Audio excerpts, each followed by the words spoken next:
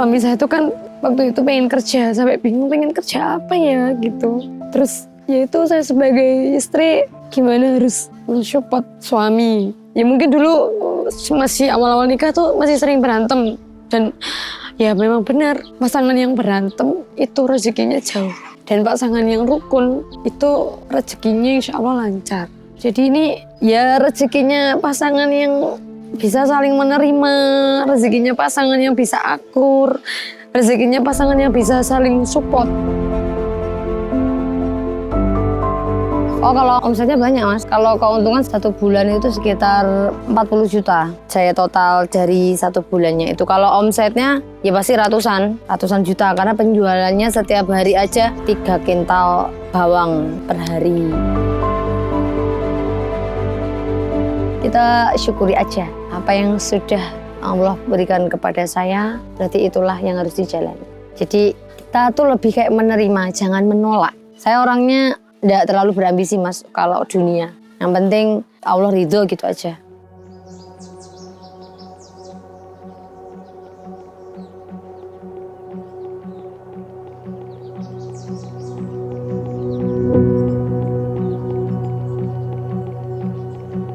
Assalamualaikum warahmatullahi wabarakatuh. Perkenalkan saya Ernawati Ulfana. Saya bekerja sebagai guru seni budaya di salah satu sekolah di SMAN 1 Grogol Kediri. Di samping itu saya juga punya usaha, yaitu usaha bawang merah. Jadi kita kemas secara premium. Bawang merah kita itu kan berbeda sama yang dijual di pasar. Artinya yang berbeda itu kita memang ambil yang kualitasnya lebih bagus, tapi harganya juga lebih mahal sedikit daripada bawang merah pada umumnya. Kita penjualannya ada di online dan offline. Jadi ada online di TikTok, kemudian di Shopee, di Tokped juga ada. Tapi kita lebih fokusnya banyaknya di TikTok. Kalau offline biasanya di CFD setiap hari Sabtu, hari Minggu, mulai pagi habis subuh kita sudah prepare untuk berjualan. Awal mula saya dan suami saya merintis usaha menjual bawang merah, itu saya sendiri sebenarnya sudah bekerja ya. Saya sudah menjadi guru, juga saya sudah ASN, jadi itu sebenarnya usaha yang dinaungi suami. Saya membantu untuk promosi kayak gitu, membantu ketika offline-nya, kadang-kadang juga membantu packing ya. Ketika itu suami resign kerja di bank, jadi suami saya itu kerja di bank dan mungkin saya kurang serk atau kurang cocok ya. Saya juga pengen punya usaha waktu itu. Nah kebetulan saya juga punya lahan di sawah yang ditanami bawang merah waktu itu. Saya belajarlah dan suami belajar menjual di online, laku 5 orderan, kemudian nambah 20, kemudian meningkat, kemudian saya dan suami mulailah bagaimana usaha ini harus semakin berkembang. Jadi misalkan key omsetnya mulai dari nge-live, kemudian kita juga ikut program-program di akun-akun e-commerce-nya, seperti itu.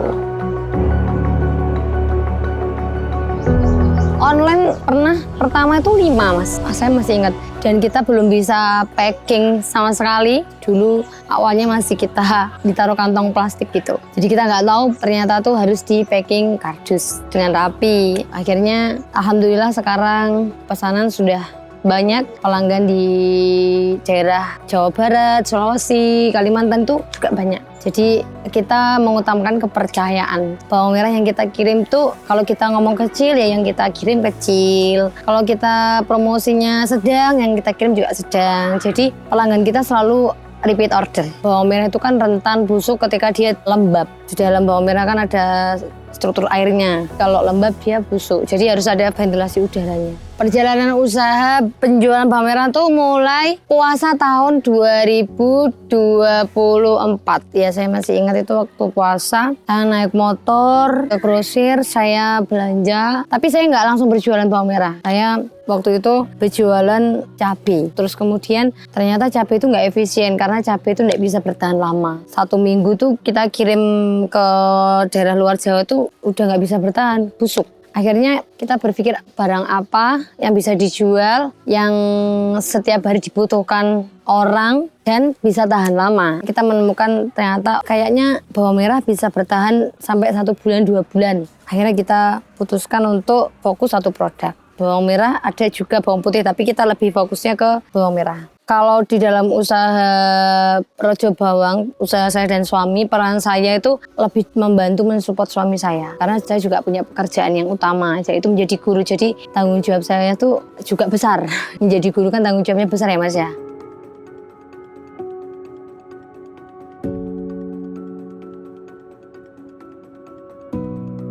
Kalau pendapatan usaha itu banyak kalau kuantitinya banyak. Maksudnya kan marginnya tebel. Keuntungannya didapat juga tebel itu kalau penjualannya banyak. Nah, tapi kalau masih merintis dulu ya masih sedikit. Jadi enggak ada pengusaha itu yang langsung langsung banyak penghasilannya. Pasti dia juga merintis dari yang sedikit naik.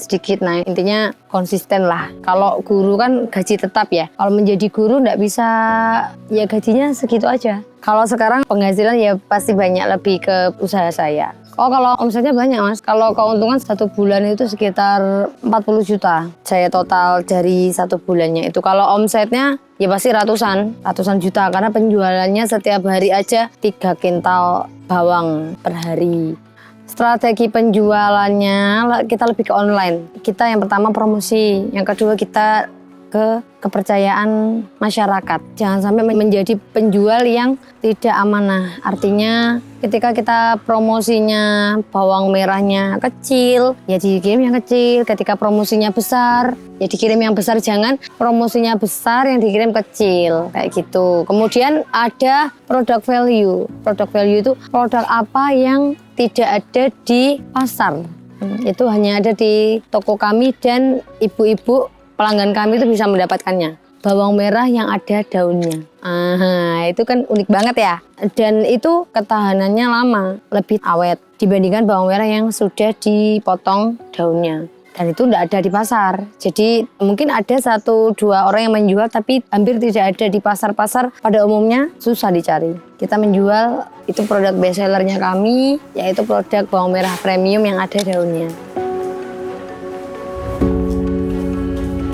Kalau promosinya mungkin bikin konten, sering bikin konten kayak gitu, terus memberikan bonus-bonus, misalkan bonus pembeli itu dapat profit apa kayak gitu kalau beli di toko kami. Kemudian memberikan voucher. Kemudian kalau promosi secara offline tuh ya mungkin teman-teman saya kerja, teman-teman guru dari sekolah lain saya promosikan kayak gitu. Rojo Bawang penonton live sampai 1.000. Pernah dulu tuh saya nge-live sampai 2.000 pernah, 3.000 pernah. Cuman kalau akhir-akhir ini sampai 600, 700 gitu. Jadi naik turun sih Mas kalau gitu. Kadang kalau pas trafficnya bagus, kadang sampai 1.000. Kadang pas trafficnya naik lagi 2.000. Nge-live itu kita nggak bisa mengontrol siapa yang nonton kita. Yang penting kita bismillah niat jualan gitu, juga insya Allah banyak yang nonton. Kemudian bahasa yang komunikatif, artinya misalkan nge-live itu jangan monoton, misalkan mengajak ngobrol penonton. Walaupun penonton itu di rumah kita nggak berhadapan secara tatap muka, tapi kan ada penontonnya. Nah jadi diajak ngobrol, kita lebih kayak interaksi Mas. Kalau cuma kita nyuruh beli kan kesannya ya kita sendiri penting nggak sih langsung di swipe up kayak gitu. Tapi kalau kita berinteraksi, Bunda dari mana nih? Ayo yang mau tanya boleh di komen. Bunda dari mana? Hari ini mau masak apa nih? Kita rekomendasikan nih bawang merah yang kayak gini, kayak gitu. Jadi lebih ke interaksi dengan penonton. Walaupun yang nonton 500 itu kan misalkan secara nyata banyak banget orangnya. Kalau kita di online, ya bagaimana kita bisa berinteraksi, membaca komen mereka. Jadi jangan sampai dilewati. Ya kita menghargai ya walaupun penonton itu dunia maya, tapi itu ada gitu.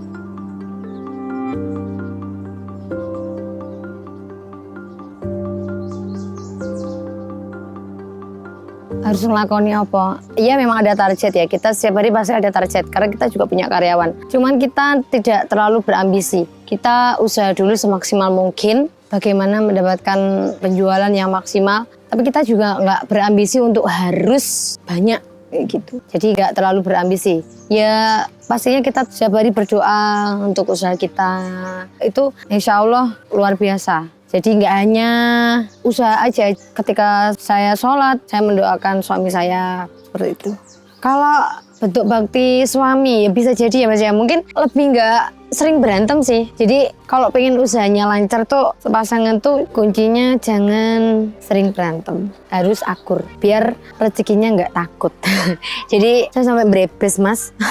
Dulu waktu masih awal-awal tuh suami kan keluar kerja itu sampai bingung mau usaha apa gitu. Ya walaupun saya udah kerja ya Mas ya, gaji saya masih bisa untuk menghidupi keluarga, tapi suami saya tuh kan waktu itu pengen kerja, sampai bingung pengen kerja apa ya gitu. Terus ya itu saya sebagai istri gimana harus mensupport suami. Ya mungkin dulu masih awal-awal nikah tuh masih sering berantem. Dan ya memang benar, pasangan yang berantem itu rezekinya jauh. Dan pasangan yang rukun itu rezekinya insya Allah lancar. Itu sudah saya buktikan kepada suami saya. Jadi ketika saya berantem tuh saya lebih memilih kayak ya udahlah mengalah. Tapi kita sering berkomunikasi. Jadi saya dan suami tuh menjaga komunikasi biar tidak miskomunikasi. Gimana ketika dia butuh bantuan saya selalu ada. Dan sebaliknya. Ini bukan tentang usaha ya, tapi tentang komunikasi suami dan istri menjaga hubungannya agar baik. Yaitu mungkin dampaknya ke usaha kami. Jadi ini ya rezekinya pasangan yang bisa saling menerima, rezekinya pasangan yang bisa akur, rezekinya pasangan yang bisa saling support. Ya saya cuma bisa bersyukur dan bagaimana usaha ini tetap bisa bertahan, kalau bisa maju, kalau bisa kita mempunyai cabang-cabang usaha yang lain. Cuman ini masih kita fokusnya di bawang merah dulu.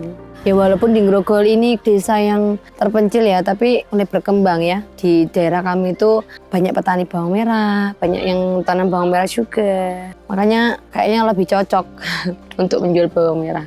Terjauh ke Aceh pernah Mas. Ke Aceh itu pernah bawang merah yang ada daunnya itu. Itu kan awet sampai 4 bulan nggak busuk itu. Jadi kita dikirim ke Aceh aman, dikirim ke Sulawesi juga aman. Ke Bali, pelanggan kita di Bali juga banyak. Bawang merahnya harus kering. Jadi kalau basah jangan dikirim dulu. Kalau kering insya Allah aman dikirim, nggak akan busuk. Rezeki orang tuh berbeda-beda Mas. Saya juga ada kompetitor menjual bawang merah juga, tidak apa-apa. Kita berkompetitor silakan. Setiap usaha itu harus ada produk value-nya. Jadi kita kalau mau persaingan ditiru orang monggo tidak apa-apa. Rezeki orang berbeda-beda. Jadi misalkan mau ada yang jual bawang merah, saya persilakan. Total karyawan sekarang 6. Kalau yang di sawah itu juga kita tanam bawang merah. Itu bagian ngerawat ada 4 orang. Tidak pengen resign juga Mas, itu kan sudah komitmen saya. Sudah disumpah pegawai negeri dulu. Jadi saya sudah nyaman bersama anak-anak. Saya nyaman di pekerjaan saya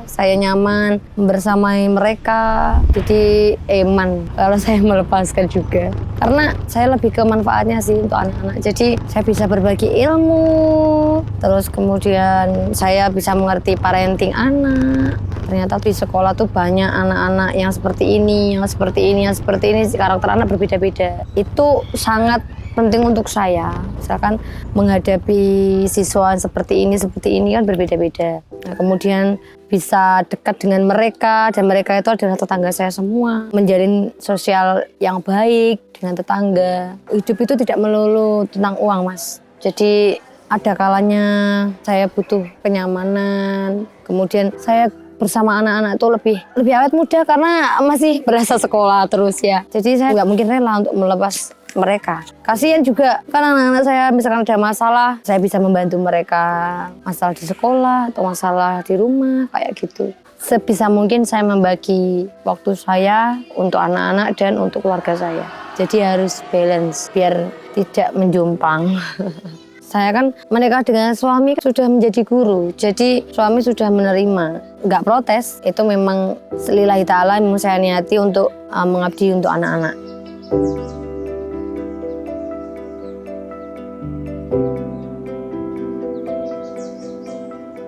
Saya udah lama pakai Asus. Awal kuliah dulu, pertama punya laptop juga pakai Asus. Kemudian saya ganti lagi tahun 2021 mungkin Mas. Itu saya ganti Asus yang limited edition warna pink. Terus kemudian saya tukar lagi, saya pengen yang bisa diputar 360 derajat. Jadi Asus itu di rumah ada 3 laptop saya. Experience apa yang Mbak Erna rasakan? Praktis, terus lebih praktis, lebih nyaman, dibawa kemana-mana. Dan yang lebih menariknya, laptop Asus ini 40% perangkatnya sudah diproduksi di Indonesia. Jadi makanya saya pengguna lama Asus. Dan itu memenuhi aturan TKDN yang ada di Indonesia. Mau berkembang pasti berkembang. Saya pengen menambah kuantiti karena produknya banyak diminati ya. Jadi kalau bisa omsetnya biar nambah, juga bisa membantu tetangga-tetangga yang membutuhkan pekerjaan kayak gitu. Nambah omset, produk value-nya sudah ada, berarti menambah lagi modalnya kayak gitu. Pengen punya cabang usaha yang lain juga, tapi kita masih fokus ke bawang merah dulu. Bawang merah itu karena setiap hari dibutuhkan ya Mas ya. Jadi pasti setiap hari selalu ada yang beli. Karena itu kebutuhan pokok atau bahan pokok yang dibutuhkan ibu-ibu di Indonesia. Pasti akan butuh. Dan apalagi akhir-akhir ini bawang merah tuh harganya naik drastis ya. Karena mungkin banyak petani yang gagal panen. Faktornya kena hama, kemudian tidak bisa tumbuh dengan baik karena faktor hujan kayak gitu. Jadi ketika bawang merah susah didapatkan, kita tetap menjual. Jadi pelanggan-pelanggannya pasti nyariin semua. Kita kerjasama dengan distributor yang lain. Jadi ketika di sini habis, kita pindah ke tempat lain. Kita kerjasama sama distributor besar, grosir besar. Misalkan di tempat saya lagi tidak panen, saya lari ke distributor yang lain. Insya Allah selalu ada. Ada kenyataannya 1 tahun ini saya berjalan setiap hari selalu ada bawang merah. Sudah berjalan 1 tahun tuh kita nggak berhenti Mas. Maksudnya setiap hari kita jualan. Nah kalau online Senin sampai Jumat, kalau offline yang di CFD itu Sabtu sama Minggu. Jadi ketika bawang merah naik kita tetap berjualan, ketika bawang merah lagi anjlok kita juga tetap berjualan gitu. Jadi pengusaha, jadi guru, capek. Tapi kita tetap nikmati aja. Kita syukuri aja apa yang sudah Allah berikan kepada saya, berarti itulah yang harus dijalani. Jadi kita tuh lebih kayak menerima, jangan menolak. Ya memang rezekinya sama Tuhan, mau disuruh jualan bawang merah ya udah. Berarti emang jualan bawang merah. Rezekinya untuk menjadi guru, ya alhamdulillah dijalani aja. Saya orangnya tidak terlalu berambisi Mas kalau dunia. Yang penting Allah ridho gitu aja.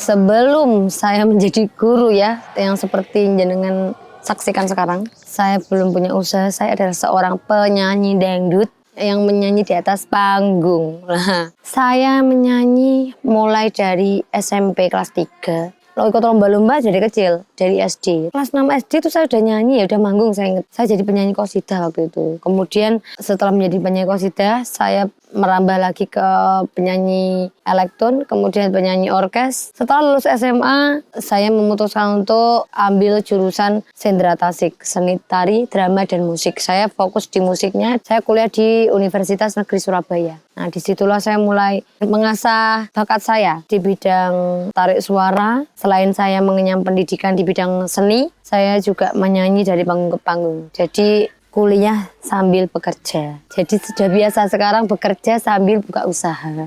Kalau dulu kuliah sambil bekerja gitu. Saya jadi penyanyi di Surabaya, orang baru ya, masih banyak bulian kayak gitu. Orang desa, wong desa, nyanyi nang kota. Terus bener-bener merintis karir di Surabaya. Kemudian saya pernah ikut ajang pencarian bakat di Indosiar dan Duta Akademi 2. Jadi saya sempat mewakili Kediri. Saya ikut audisi dari tahun ke tahun sampai nggak lolos, sampai saya lolos dapat golden ticket untuk ke Jakarta. Dan saya ke Jakarta diantar sama orang tua saya. Saya berkompetisi di sana tahun 2015.